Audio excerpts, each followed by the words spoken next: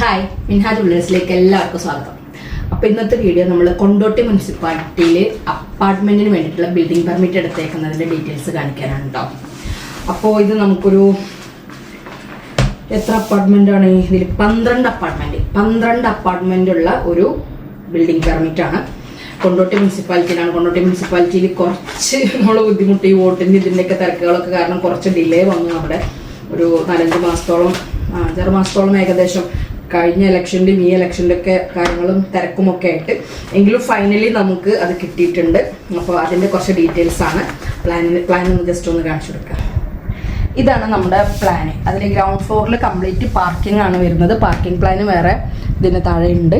First floor plan ഇങ്ങനെയാണ് വരുന്നത്. ഒരു ഫ്ലോറിൽ തന്നെ 4 അപ്പാർട്ട്മെൻറ്റുകളാണുള്ളത്.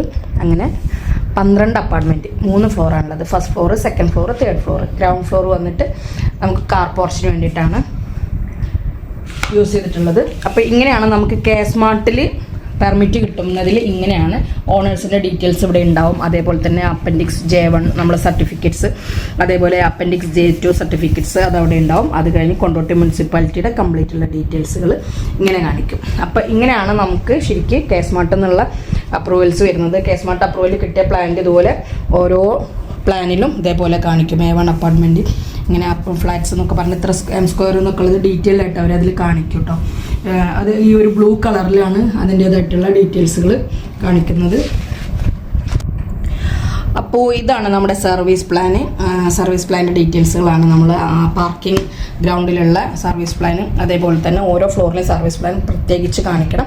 ഇത് നമ്മളെ ഫസ്റ്റ് ഫ്ലോറിൻ്റെ അതേപോലെ സെക്കൻഡ് ഫ്ലോറിൻ്റെ പാർക്കിംഗ് സർവീസ് പ്ലാൻ.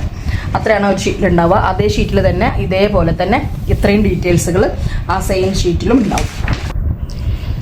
ഇത് പാർക്കിംഗ് പ്ലാനാണ്. നമുക്ക് അപ്പാർട്ട്മെൻറ്റ്സുകളൊക്കെ വരുമ്പോൾ ഇത്ര നമ്പർ ഓഫ് പാർക്കിംഗ് വേണോ എന്നുള്ളത് മാൻഡേറ്ററി ആണ്. അതേപോലെ തന്നെ നമുക്കൊരു വിസിറ്റേഴ്സിനുള്ള കാർ പാർക്കിംഗ് വേണം, ഡിസേബിൾഡിനുള്ളൊരു കാർ പാർക്കിംഗ് വേണം, ബാത്റൂംസ് സൗകര്യങ്ങൾ, ബൈക്കിൻ്റെ പാർക്കിംഗ്, അങ്ങനെയുള്ള എല്ലാ അറേഞ്ച്മെൻറ്റ്സുമാണ് നമ്മൾ താഴത്തെ ഫ്ലോറിൽ കാണിച്ചേക്കുന്നത്. അതിൽ തന്നെ ഒരു ഓപ്പൺ വെല്ലുണ്ട്, 2 സ്റ്റെയർ കേസ് ഉണ്ട്, അതേപോലെ ലിഫ്റ്റിനുള്ള ഒരു പ്രൊവിഷൻ കൊടുത്തിട്ടുണ്ട്. അത്തരം കാര്യങ്ങളാണ് നമ്മൾ ഗ്രൗണ്ട് ഫ്ലോറിൽ പ്രൊവൈഡ് ചെയ്തിട്ടുള്ളത്. അപ്പോൾ അതിൻ്റേതായിട്ടുള്ള ഡീറ്റെയിൽസുകളാണ് ഈ കാണിക്കുന്നത് കേട്ടോ. നമ്മൾ ഓണർ വന്നിട്ട് മുഹമ്മദ് കുട്ടി, അതുപോലെ ബഷീർ ചുരപ്പറമ്പ്, ഇവർ 2 പേരാണ് ഇതിൻ്റെ ഓണേഴ്സ് ഉള്ളത്. അത് കഴിഞ്ഞ് പിന്നീട് നമുക്ക് വേണ്ട ഡീറ്റെയിൽസ് ആണ്. നമ്മൾ എക്സിസ്റ്റിംഗ് വെല്ലുണ്ടായിരുന്നു അതിൻ്റെ ഡീറ്റെയിൽസ്, അതുപോലെ റെയിൻ വാട്ടർ ഹാർവെസ്റ്റിംഗ് ഡീറ്റെയിൽസ്. ഇതൊക്കെ നമ്മൾ ഗ്രൗണ്ട് ഫ്ലോറിലാണ് കേട്ടോ കൊടുത്തേക്കുന്നത്. റെയിൻ വാട്ടറിൻ്റെ ഇത്, അതേപോലെ പ്ലാന് ഇത് സോളാർ പാനലിൻ്റെ പ്ലാൻ വേണം നമുക്ക് ഡീറ്റെയിൽഡ് ആയിട്ട്. അതുപോലെ ബയോഗ്യാസ് ചേമ്പർ വേണം, സെപ്റ്റിക് ടാങ്കിൻ്റെ ഡീറ്റെയിൽസുകൾ കംപ്ലീറ്റ്, അതിൻ്റെ വേസ്റ്റ് പിറ്റ്, അതുപോലെ വേസ്റ്റ് വാട്ടർ ടാങ്കിൻ്റെ സെക്ഷന്, ഫിൽട്ടർ യൂണിറ്റ്, അങ്ങനെയുള്ള എല്ലാ ഡീറ്റെയിൽസുകളും ബാക്കിയുള്ളത് കൊടുത്തേക്കുന്നത് ഈ ഷീറ്റിലാണ്. അപ്പോൾ ഇത് നമ്മൾ ഗ്രൗണ്ട് ഫ്ലോറിലാണ് ഈ കാര്യങ്ങളൊക്കെ നമ്മൾ പ്രൊവൈഡ് ചെയ്തേക്കുന്നത്. ചിലർക്ക് ബേസ്മെൻറ്റ് ഫ്ലോറായിട്ട് കിട്ടും. ബേസ്മെൻറ്റ് ഫ്ലോറിൽ കിട്ടുമ്പോൾ ഒന്നുകൂടി നല്ലതാണ്. ശരിക്കും പറഞ്ഞാൽ പലപ്പോഴും നമുക്ക് പാർക്കിങ്ങിൻ്റെ അസൗകര്യങ്ങൾ മറ്റുള്ള ഫ്ലോറുകളിൽ ഉള്ളത് കൊണ്ട് തന്നെ നമുക്ക് ഗ്രൗണ്ട് ഫ്ലോർ ചിലപ്പോൾ ബേസ്മെൻറ്റ് ഫ്ലോറായിട്ട് യൂസ് ചെയ്യുന്ന അവസ്ഥകൾ വരാറുണ്ട്. ഇത് വന്നിട്ട് സോളാറിൻ്റെ ഡീറ്റെയിൽസുകളാണ്.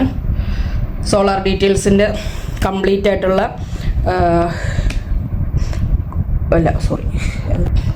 ഇതാണ് നമ്മുടെ സൈറ്റ് പ്ലാൻ വരുന്നത്. അപ്പോൾ അതിൽ എക്സിസ്റ്റിംഗ് വെല്ല് ഇവിടെയുണ്ട്, സെപ്റ്റിക് ടാങ്കിലേക്കുള്ള ദൂരം, അതേപോലെ തന്നെ നമുക്ക് സോളാർ അതിൻ്റെയുള്ള ഡീറ്റെയിൽസുകൾ, ഗ്രൗണ്ട് വാട്ടർ റീചാർജ്, അങ്ങനെയുള്ള ഡീറ്റെയിൽസുകൾ കംപ്ലീറ്റ് ആയിട്ട് കൊടുത്തിട്ടുള്ളതാണ്. നമുക്ക് അതിൻ്റേതായിട്ടുള്ള ഫുൾ ഡീറ്റെയിൽസുകൾ നമ്മൾ ഇപ്പുറത്ത് എഡിറ്റ് ചെയ്തിട്ട് കൊടുക്കണം. ഇതിലും അതേപോലെ തന്നെ നമുക്ക് എല്ലാ ഡീറ്റെയിൽസുകളും ഓണറിൻ്റെ ഡീറ്റെയിൽസ് കംപ്ലീറ്റ് കാര്യങ്ങൾ ഓട്ടോമാറ്റിക്കായിട്ട് കെ-സ്മാർട്ടിൽ നമ്മൾ കൊടുത്തത് പ്രകാരം ഇതിലേക്ക് വരുന്നതാണ്. നമുക്ക് അതിൽ നിന്ന് കിട്ടുന്ന മറ്റ് പേപ്പേഴ്സാണ് ഇത്. Kondotty municipality Malappuram site approval and building permit. നമുക്ക് അതോടൊപ്പം കിട്ടുന്നത് ബിൽഡിംഗ് പെർമിറ്റിൻ്റെ അപ്രൂവൽ കിട്ടിയേക്കുന്നതിൻ്റെ സർട്ടിഫിക്കറ്റാണ്. Site approval and building permit എന്ന് പറഞ്ഞിട്ട് കൊണ്ടോട്ടി മുനിസിപ്പാലിറ്റി മലപ്പുറം. അപ്പോൾ ഇത് ഒരു ഭയങ്കര സന്തോഷമുള്ള കാര്യമാണ്. ഈ അപ്പാർട്ട്മെൻറ്റുകളുടെ ഒക്കെ ബിൽഡിംഗ് പെർമിറ്റുകൾ നമുക്ക് കിട്ടുക എന്നുള്ളത്. കാരണം എന്താണെന്ന് വെച്ച് കഴിഞ്ഞാൽ കുറച്ചധികം അതിൽ പ്രൊസീജിയേഴ്സും കാര്യങ്ങളും ഒക്കെ ഉണ്ട്. ഇതിന് നമ്മൾ ഫീസ് അടച്ചേക്കുന്നത് 1,47,540, അപ്ലിക്കേഷൻ ഫീസ് 3,000 അടക്കം 1,50,000 രൂപയാണ് ഇതിന് പെർമിറ്റിനുള്ള ഫീസ് അടച്ചിട്ടുള്ളത്. അപ്പം അത്രയും ഫീസും കാര്യങ്ങളും ഒക്കെ വരും ഇതുപോലെയുള്ള അപ്പാർട്ട്മെന്റുകൾ കാര്യങ്ങളൊക്കെ വരുമ്പോൾ. അപ്പോൾ അതിന്റെ ഫുൾ ആയിട്ടുള്ള ഡീറ്റെയിൽസുകളാണ് ഈ ഷീറ്റുകളിൽ ഉണ്ടാവുന്നത്. അപ്പോൾ ഇത്രയും പ്രൊസീജിയറുകളിലൂടെയാണ് നമുക്ക് ഇത് നമ്മൾ സ്മാർട്ടിൽ വർക്ക് ചെയ്യുന്ന സമയത്ത് നമുക്ക് സ്ക്രൂട്ടിനി റിപ്പോർട്ട് കിട്ടും. നമുക്ക് ഓരോന്നും ഓരോ പോർഷൻസ് ക്ലിയർ ആണോ അല്ലേ എന്നുള്ളത്. അപ്പോൾ കണ്ടോ, അത് അക്സെപ്റ്റഡ് എന്ന് പറഞ്ഞിട്ടാണ് കിട്ടിയിരിക്കുന്നത്, അല്ലെങ്കിൽ ഫൈൽഡ് എന്ന് പറഞ്ഞിട്ട് കാണിക്കും. കറക്ഷൻസ് ഉണ്ടെങ്കിൽ അത് ക്ലിയർ ആയതിനു ശേഷം മാത്രമേ കിട്ടുള്ളൂ. അപ്പോൾ ഓരോ ഡീറ്റെയിൽഡ് ആയിട്ടുള്ള ഡീറ്റെയിൽസും ഇതിലുണ്ടാവും. നമുക്ക് പേപ്പറൊന്നും ഇപ്പോൾ കയ്യിൽ വെക്കേണ്ട ആവശ്യമില്ല. സ്മാർട്ടിൽ ഡയറക്റ്റ് നോക്കുമ്പോൾ തന്നെ നമുക്ക് ഈ പേപ്പേഴ്സ് കംപ്ലീറ്റ് കിട്ടും. പക്ഷെ നമ്മൾ ഓണർക്ക് ഒരു ഫയലാക്കി കൊടുക്കാൻ വേണ്ടിയിട്ട് കംപ്ലീറ്റ് പ്രിന്റ് എടുത്ത് അവരെ കയ്യിൽ കൊടുക്കുന്നതാണ്. കാരണം എപ്പോഴും ഇത് നോക്കാനായിട്ട് പറ്റില്ലല്ലോ. അപ്പോൾ നമ്മുടെ സൈറ്റിൽ എപ്പോഴും ഇത് കിടക്കുന്നുണ്ടാവും, ഫുൾ ഡീറ്റെയിൽ ഉണ്ടാവും. അപ്പോൾ ഒരു കാര്യം എന്താണെന്ന് വെച്ച് കഴിഞ്ഞാൽ, നമ്മൾ ഇതുപോലെ പെർമിറ്റ് എടുത്തു കഴിഞ്ഞാൽ അതേപോലെ തന്നെ നമ്മളത് വർക്ക് ചെയ്യാനായിട്ടും ശ്രദ്ധിക്കണം. മാറ്റം വരുത്തി വർക്ക് ചെയ്ത് കഴിഞ്ഞാൽ അപ്പാർട്ട്മെന്റ്സുകളൊക്കെ പറയുമ്പോൾ 10 സെന്റ് 12 സെന്റ് ഇങ്ങനെയൊക്കെയുള്ള ചെറിയ ചെറിയ സ്ഥലങ്ങളിൽ ചെയ്യുന്ന അപ്പാർട്ട്മെന്റുകളിൽ നമ്മൾ മാക്സിമം നമ്മൾ സെറ്റ് ഔട്ടും കാര്യങ്ങളൊക്കെ നോക്കിയിട്ടായിരിക്കും ചെയ്യുന്നുണ്ടാവുക. എങ്കിലും 10-20 സെന്റിമീറ്ററിന്റെ ഒക്കെ വേരിയേഷൻസ് നമ്മൾ സെറ്റ് ബാക്കിൽ വന്നു കഴിയുമ്പോൾ പിന്നീട് അത് ബുദ്ധിമുട്ടാവാനുള്ള ചാൻസസ് കൂടുതലാണ്. കാരണം നമ്മൾ മിനിമം സെറ്റ് ബാക്സ് ആയിരിക്കും കൊടുത്തിട്ടുണ്ടായിരിക്കാം.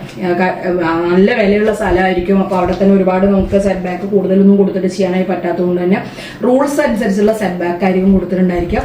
അപ്പോൾ സെറ്റ് ഔട്ട് ചെയ്യുന്ന സമയത്ത് 10-20 സെന്റ് അങ്ങോട്ടും ഇങ്ങോട്ടും മാറി സെറ്റ് ഔട്ട് ചെയ്ത് വർക്ക് സ്റ്റാർട്ട് ചെയ്ത് കഴിഞ്ഞാൽ പിന്നീട് കംപ്ലീഷൻ വരുന്ന സമയത്ത് ഇതൊക്കെ നമുക്ക് ബുദ്ധിമുട്ടാവും. അപ്പോൾ അത്തരം കാര്യങ്ങളൊക്കെ ശ്രദ്ധിച്ചിട്ട് വേണം സെറ്റ് ഔട്ട് ചെയ്യാനും വർക്ക് സ്റ്റാർട്ട് ചെയ്യാനും. അപ്പോൾ അതുകൂടി അറിയിക്കാൻ വേണ്ടിയിട്ടാണ് ഇങ്ങനെ ഒരു വീഡിയോ. അപ്പോൾ നിങ്ങൾക്ക് ആർക്കെങ്കിലും കൊണ്ടോട്ടി, മലപ്പുറം, കോഴിക്കോട് ഏത് ജില്ലയിലും നമ്മൾ കേരളത്തിലെ എല്ലായിടത്തും ബിൽഡിംഗ് പെർമിറ്റ് വേണമെന്നുണ്ടെങ്കിൽ മിൻഹാജ് ബിൽഡേഴ്സിനെ സമീപിക്കാവുന്നതാണ്. അതുപോലെ തന്നെ ബിൽഡിങ്, ഷോപ്പ് ബിൽഡിങ്, അതേപോലത്തുള്ള എല്ലാ ടൈപ്പ് ബിൽഡിംഗ് വർക്കുകളും മിൻഹാജ് ബിൽഡേഴ്സ് ചെയ്ത് തരുന്നുണ്ട്. സമയബന്ധിതമായിട്ട് നിങ്ങൾ പറയുന്ന ആ ഒരു സമയത്തിനുള്ളിൽ നമുക്ക് പറ്റാവുന്നതിൻ്റെ മാക്സിമം നമ്മൾ ചെയ്ത് തീർത്ത് നിങ്ങളെ ഹാൻഡ് ഓവർ ചെയ്യുന്നതാണ്. അപ്പോൾ അത്തരം ആവശ്യം വരുന്ന സമയത്ത് വിളിക്കാൻ മറക്കാതിരിക്കുക. 9048964848 9072964848. Thank you.